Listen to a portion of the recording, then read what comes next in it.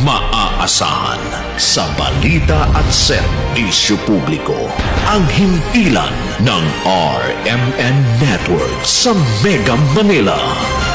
Live sa radyo at online. Mga kasama, ganap ng 12:00 ng tanghali.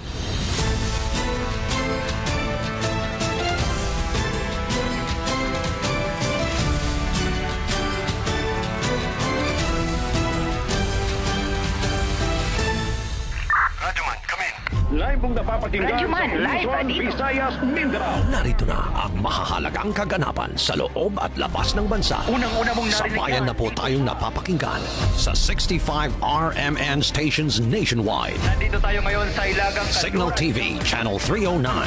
Aris, nagapon kita diri. At sa WRMN, New York, USA. Wala pang ibang reporter dito. Napapanood din tayo sa YouTube at Facebook channel ng RMN Worldwide. Mula po sa RMN Broadcast Studios, Atlanta Center, Manila. Narito ang inyong kasamang tagapagbalita. RMN Network News.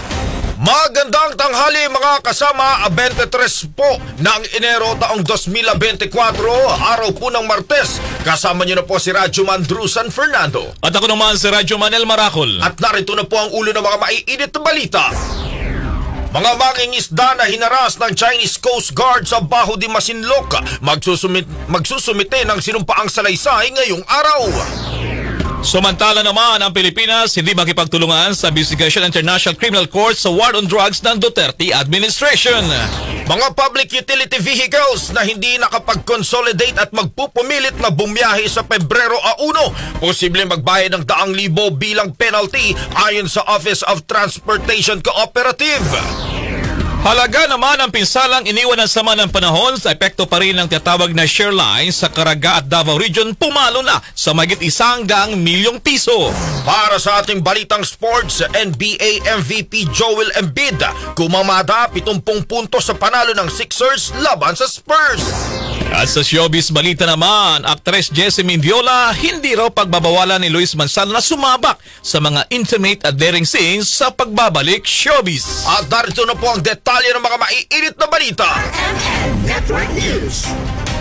Nakatakdang tumungo ngayong araw sa Philippine Coast Guard o PCG headquarters ang mga mangingisda na biktima ng harassment ng Chinese Coast Guard kamakailan sa Baho de Masinloc sa West Philippine Sea. Sa naging panayam ng RMN Manila kay Commodore J. Tariela, PCG spokesperson for the West Philippine Sea, sinabi nitong inaantay nila ang pagdating mamayang hapon ng mga mangingisda upang kunan ng sinumpaang salaysay. Liban nito, hihilingin din nila kung meron pang kuha ng mga video upang i-corroborate ang naunang kumalat na video na inilabas ng mangingisda na si Jack Tabat. Ayon pa kay Tariela, matapos ang gagawin nilang documentations ay sa kanila ito isa sa publiko at isusumite sa National Task Force for West Philippine Sea. Ipapaubayan na rin nila sa Department of Justice at sa Department of Foreign Affairs ang mga susunod na hakbang kung maghahain muli ng diplomatic protest o anumang nararapat na legal na hakbang. After we completed the documentation of this incident, we're going to submit this to the National Task Force West Philippine Sea. And then it's up to the Department of Foreign Affairs and even the Department of Justice to carry out whatever is necessary, whether it's diplomatic or legal. Kasi sila naman po ang mga pangunahing ahensya tungkol dito, sir. Yan po ang tinig ni Commodore J. Tariela, PCG spokesperson for the West Philippine Sea sa panayam ng RMN Manila. RMN Network News. Samantala naman sa ibang balita, ipinag-utos na ng Pangulong Ferdinand Marcos Jr. ang pagbuo ng Cyber and Emerging Threats Office sa ilalim ng National Intelligence Coordinating Agency o NICA. Ito'y upang maging handa raw ang Pilipinas sa mga banta seguridad ng bansa, kabilang ng cybersecurity.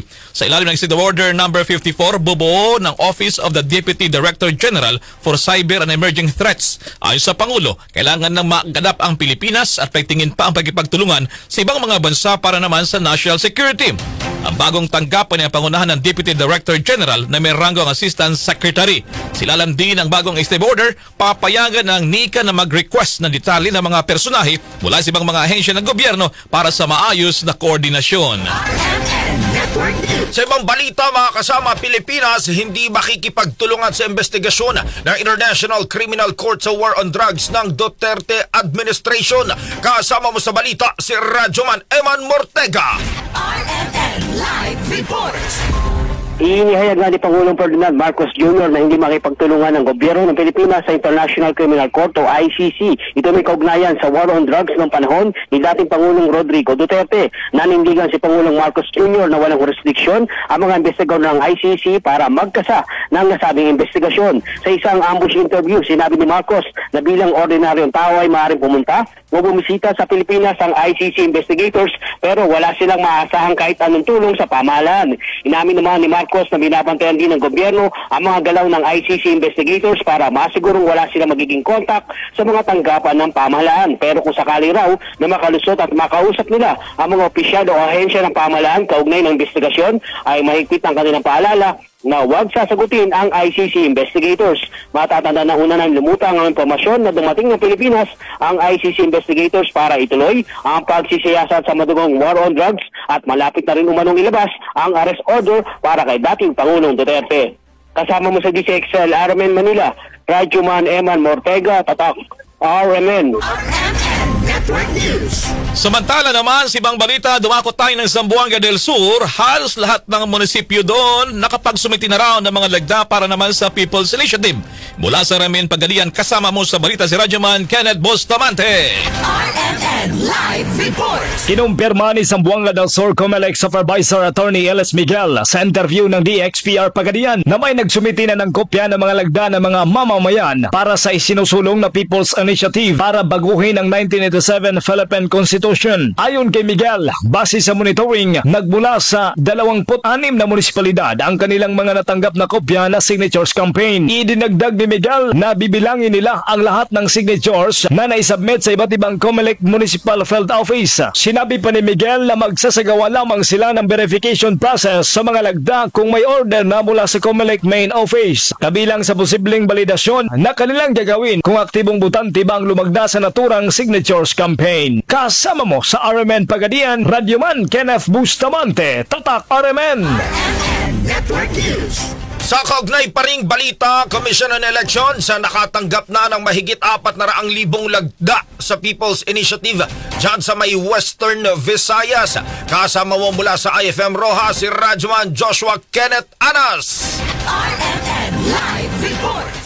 Kinumpirma ng Commission on Elections na nakatanggap na ito ng 423,504 signatures o lagda mula sa 58 lungsod at bayan sa Western Visayas bilang suporta sa isinusulong na baguhin ang 1987 Constitution sa pamamagitan ng People's Initiative. Ayon kay Comelec Region 6 Director Attorney Dennis Ausan, ang naturang mga lagda ay natanggap ng City at Municipal Election Offices mula sa mga lalawigan ng Aklan, Iloilo at Negros Occidental, kabilang na ang Bacolod City. Sa lalawigan ng Capiz, nagpapatuloy naman ang pagbibilang ng mga pirmang natanggap ng tanggapan mula sa mga bayan ng Dumaraw, Dumalag, Sigma at Sapian. Nakasaad sa 1987 Constitution, maaaring magpanukala ng pag-amyenda ang taong bayan sa isang People's Initiative sa pamamagitan ng petisyon ng 12% ng kabuuang bilang ng rehistradong botante, kung saan kailangang may representasyon ang bawat legislative district na aabot sa 3% ng rehistradong botante. Sa oras na maabot ang angkop na bilang ng lagda, ang mga proponents ng PI ay kailangang maghain ng petisyon para amyendahan ang konstitusyon kung saan masigit pang susuriin ang isinumiteng mga pirma. Kasama mo sa RMN DYVR at IFM Rojas, Idol Joshua Kenneth Anas, Tatak RMN. RMN Network News. Sa kaugnay pa ring balita, binanata naman ni Vice President Education Secretary Sara Duterte ang mga politiko na nasa likod ng tinaguriang signature buying para sa People's Initiative na layong amyendahan pa rin ang konstitusyon. Ay dito kay Vice President Duterte, insulto daw sa mga mahirap na Pilipino at ordinaryong mamamayan ang isinusulong na charter change.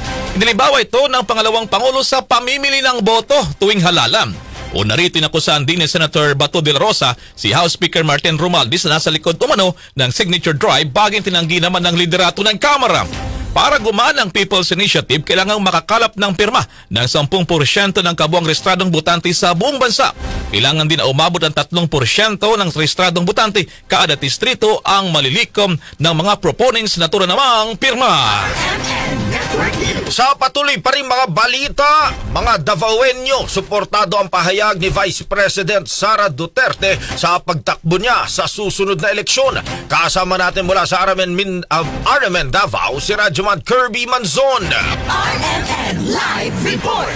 Ngayon pa lang ay nakakuha na ng suporta si Vice President Sara Duterte matapos niyang sinabi na tatakbo ito sa susunod na eleksyon. Sa pagdalo ng Vice Presidente sa 4th Founding Anniversary Celebration ng City College of Davao, kanyang sinabi na narinig niyang baka hindi tatakbo sa susunod na eleksyon ang kanyang mga kapatid na sila Davao City Vice Mayor Sebastian Baste Duterte at Congressman Paulo Pulong Duterte. Ayon sa Vice Presidente na ngayon pa lang ay mangangampanya na ito sa kanyang pagtakbo sa susunod na halalan. Ngunit hindi malinaw kung anong posisyon ang kanyang gusto. Iginiit ni VP Sara na personal na desisyon ang pagtakbo sa eleksyon at kung ito ay para sa iyo ay talagang ibibigay ito ng Diyos. Komento naman ng Davaoenyos at iilang netizens na nakasuporta sila kung tatakbong Pangulo ang Vice Presidente. Sa 2028 pa matatapos ang termino ni Vice President Sara Duterte, habang sa 2025 ay ang halalan para sa mga senador, kongresista at mga lokal na opisyal. Kasama mo sa RMN DXDC Davao, Radyoman Kirby Manzon, Tatak RMN Network News.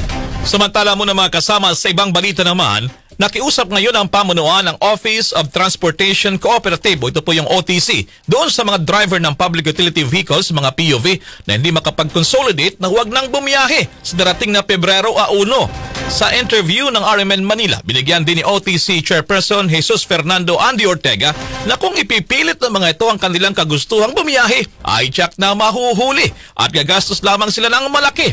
Ayon pa rito kay Ortega, sakali kasing mahuli ng Land Transportation Office o LTO ang mga kolorom na PUVs, aabot sa 200,000 pesos ang penalty na kailangan nilang bayaran. Bukod pa ito sa pagtubos ng kanilang lisensya at sasakyan naman sa mga impounding areas.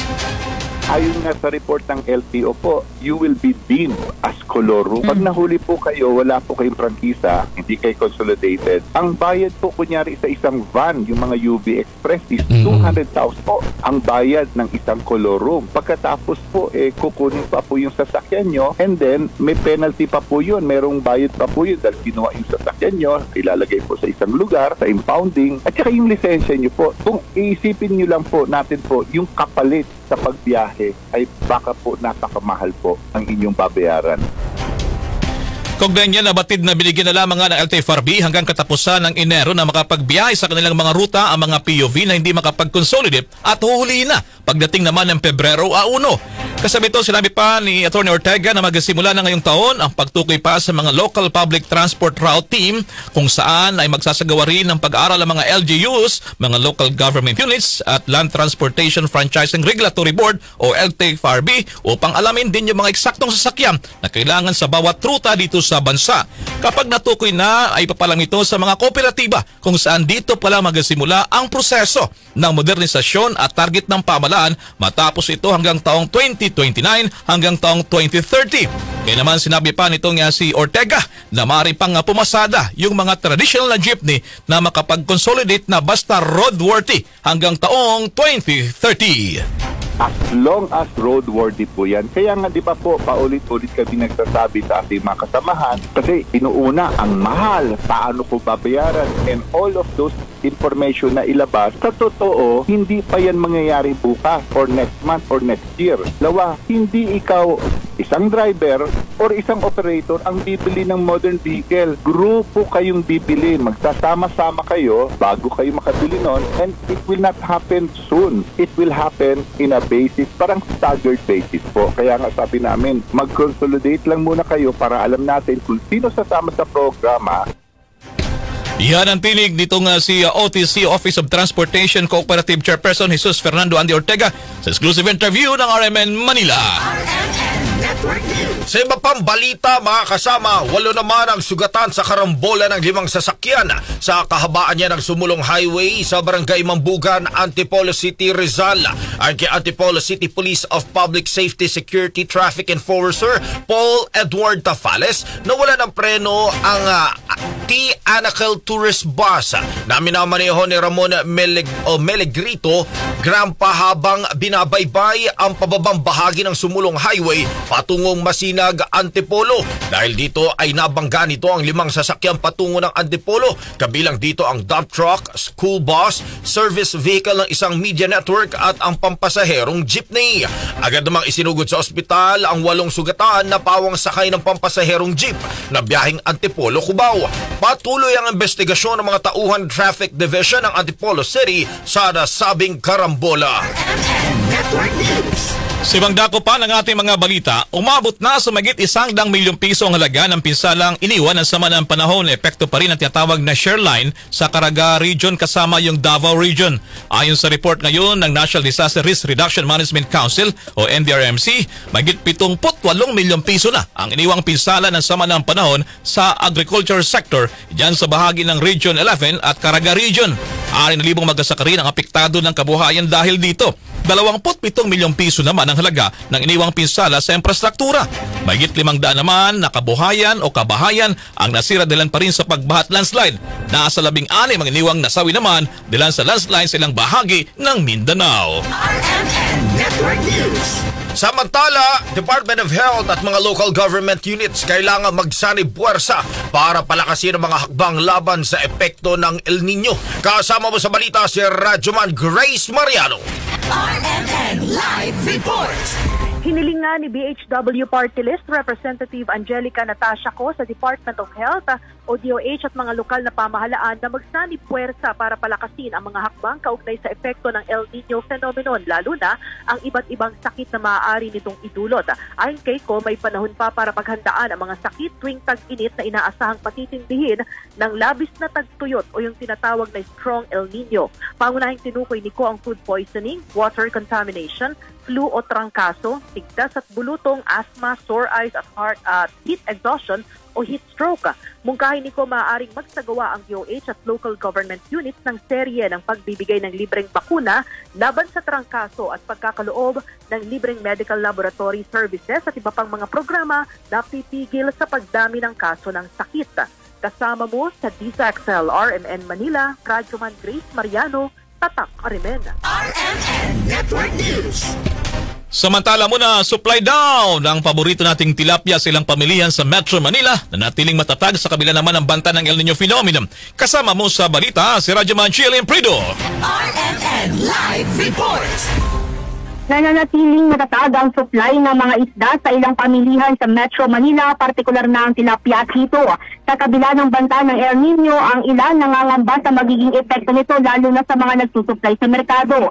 Sa pamilyan ng RMN Manila kay Mang Tasio Serrano, tendero at supplier din ng isda sa Pasay Public Market, sinabi nitong binabantayan na nila ang kanilang palaisdaan o yung fish pond at brackish water dahil nga sa nararanasang init ng panahon ngayon.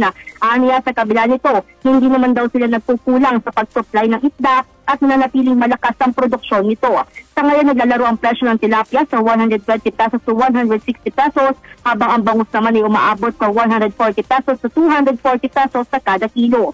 Asahan naman daw na walang magiging pagtaas sa presyo nito bago matapos ang buwan ng Enero. Kasama mo sa DZXL RMN Manila, Radyoman Chilin Prido, Tatak RMN. RMN Network News. Sa ibang balita naman, mga kasama, sapat na supply ng bigas sa Bicol, siniguro ng Department of Agriculture. Kasama natin mula sa RMN Legazpi si Radyoman Leo Barceliano. RMN Live Report. Handang-handa na ngayon ang pamunuan ng Department of Agriculture Bicol sa narapit na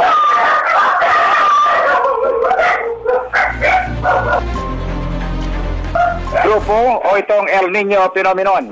Ayon sa D5 na anya ay sapat ang ponto ng bigas mula sa Barangay San Agustin, bayan ng Pili, Kapitan ng Lagyan ng Kabasa sa Bicol Region, at ayon naman ito sa anya sa Integrated Laboratories Division and Focal Person ng PRRM and Amelia Bicol Lorenzo Albina. Bilang umpisa ng taon na 2008 at hanggang ngayon na 2024. Inamin ito na ang paglilinaw ay kinasa ng naturang opisyal na kapag tumaas ang presyo ng bigas sa iba't ibang mga merkado ay walang pananagutan ng Department of Agriculture sa Bicol Region dahil dahil nila ito saklaw. Tininaw din ito na dapat ang lahat ng mga local government units na mayroong ugnayan sa kanilang tanggapan para masuporta at mapunuan sakaliman na magkulang ang supply ng bigas sa kanilang pamilyang panlungsod. Kasama mo sa RMN Ligas, Palabay, Province Lico Region, Radyoman, Leo Barciliano, Tatak, RMN. Network News. Mula dyan sa Kabikulan, dumako naman tayo ng lalawigan ng Pangasinan. Presyo naman ng itlog sa Dagupan City bumaba pa sa 6 na piso na lamang. Mula sa FM Dagupan, kasama mo sa balita si Radyoman Ronald Raka. RMN Live Report. Bumaba na sa 6 na piso o 6 pesos ang kada piraso ng itlog, kasalukuyang pinakamababang presyo sa mga pampublikong pamilyan sa Dagupan City sa Pangasinan. Matatandaan na noong mga nakaraang buwan ay sumirit ang presyo nito sa merkado kung saan nasa halos 9 pesos ang pinakamababang presyo nito noon. Sa ngayon, nasa 7 pesos ang medium size, habang nasa 8.50 pesos naman ang presyo ng large size nito. Ay naman sa mga consumer, mas mainam ang pagbili sa mga pamilya dahil sa mga tindahan na nanatiling 10 piso at mahigit ang benta sa kada piraso ng itlog, anuman ang laki ng nasabing produkto. Mula rito sa IFM Dagupan, ito si Idol Ron Araka, Tatak, RMN.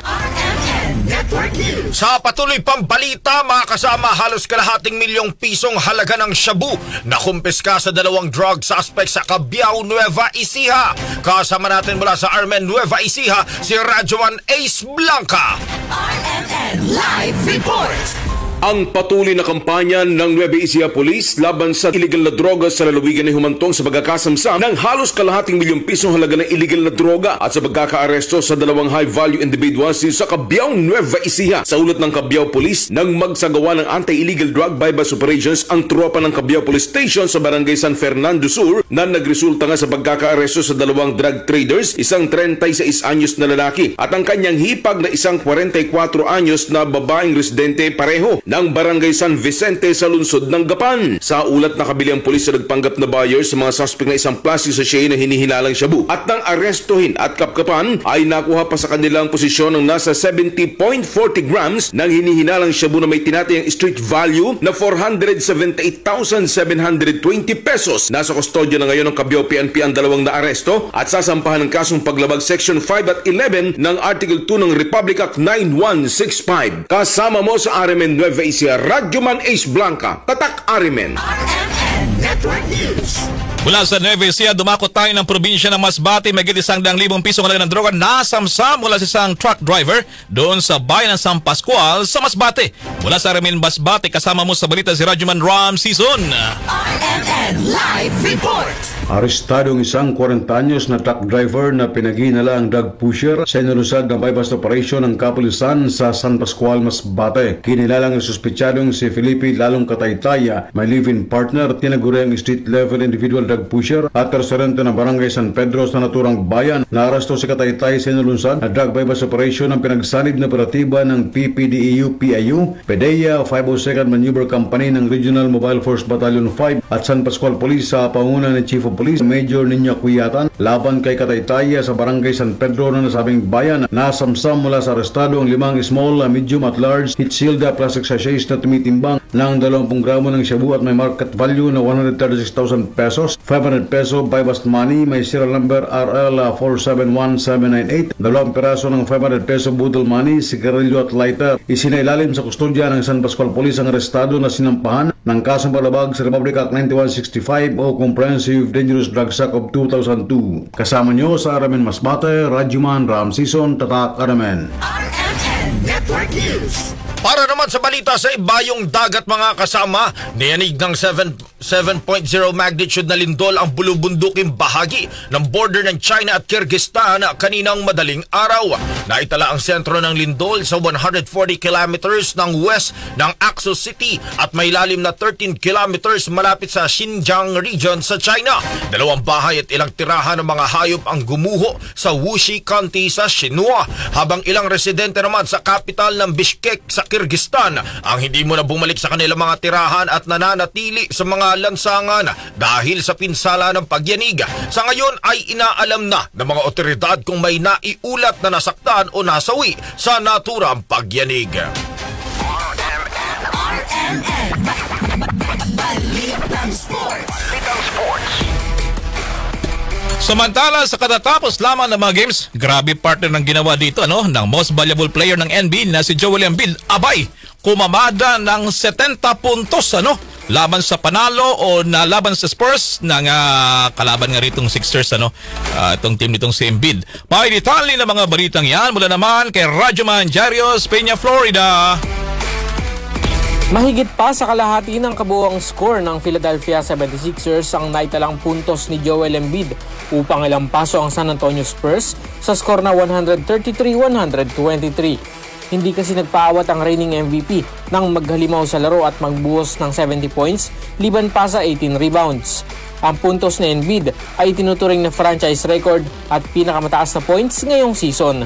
Ang rookie center naman ng San Antonio na si Victor Wembanyama ay hindi kinaya ang veteranong si Embiid para iposte ng Sixers ang kanilang ika-29 na panalo. Nasayang naman ang 33 points ni Wembanyama at nalasap ng Spurs ang ika-35 talo. Sa ibang game naman tinambakan ng Milwaukee Bucks ang isa pang kulelat na team na Detroit Pistons sa score na 122-113, habang ang Grizzlies ay bumawi ng panalo laban sa Toronto Raptors sa score na 108-100. Para sa ating RMN Sports, Radyoman Jairos, Peña, Florida, Tatak RMN. Samantala mga kasama, sa dagdag pang mga katatapos lamang na games partner doon sa iniabangan natin sa NBA, dagdag sa report nito ni Radyoman Jarios, ang Hornets abay panalo kontra naman sa Timberwolves na upset nga ng Hornets itong Wolves 120-125.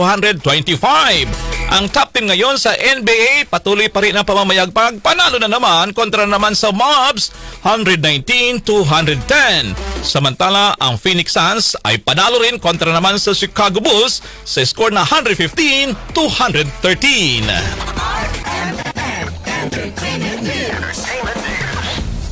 Samantala sa ating entertainment news, Jessie Mendiola, hindi pagbabawalan ni Luis Manzano na sumabak sa mga intimate and daring scenes sa pagbabalik niya sa showbiz. Alamin niya natin ang chika mula kay Alex Foraque. Inihayag ngayon ng TV host actor na si Luis Manzano na looking forward siya sa pagbabalik showbiz ng kanyang asawang si Jessie Mendiola. Medyo malaki na rin daw ang kanilang anak na si Rosie or si Peanut, kung kaya't pwede na muling bumalik sa showbiz ang kanyang asawa. Saan ni Luis, hindi siya makikialam sa anumang diskarte ng kanyang asawa sa pagbabalik nito sa showbiz at hindi rin daw niya pagbabawalan si Jessie na gumawa ng intimate at daring scenes sakaling magkaroon ng projects na kailangang merong ganong eksena. Sa ngayon, sinabi ni Luis na masaya siya sa pagiging daddy sa anak nila ni Jessie na si Peanut at kung sakaling graduate na daw siya sa pagiging host ng mga reality TV at game shows, nais niyang ipamana ang kanyang korona sa mga susunod na henerasyon. Ilan nga sa mga napupusuan nito at nakikitang susunod sa kanyang yapak ay sina Roby Domingo, Enchong D, Donnie Pangilinan at Edward Barber. Napapanood ngayon si Luis Manzano bilang host sa game show na I Can See Your Voice. Yan ang ating entertainment news. Alex Foraque, Tatak RMN. Network News. Mga kasama, bago tayo magtapos, balikan lamang natin ang mga headlines. Mga mangingisda na hinaras ng Chinese Coast Guard sa Baho de Masinloc magsusumite ng sinumpaang salaysay ngayong araw.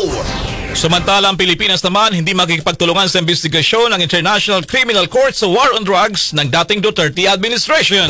Mga public utility vehicles na hindi nakapag-consolidate at magpupumilit na bumiyahe sa Pebrero 1, posibleng magbayad ng 100,000 bilang penalty ayon sa Office of Transportation Cooperative.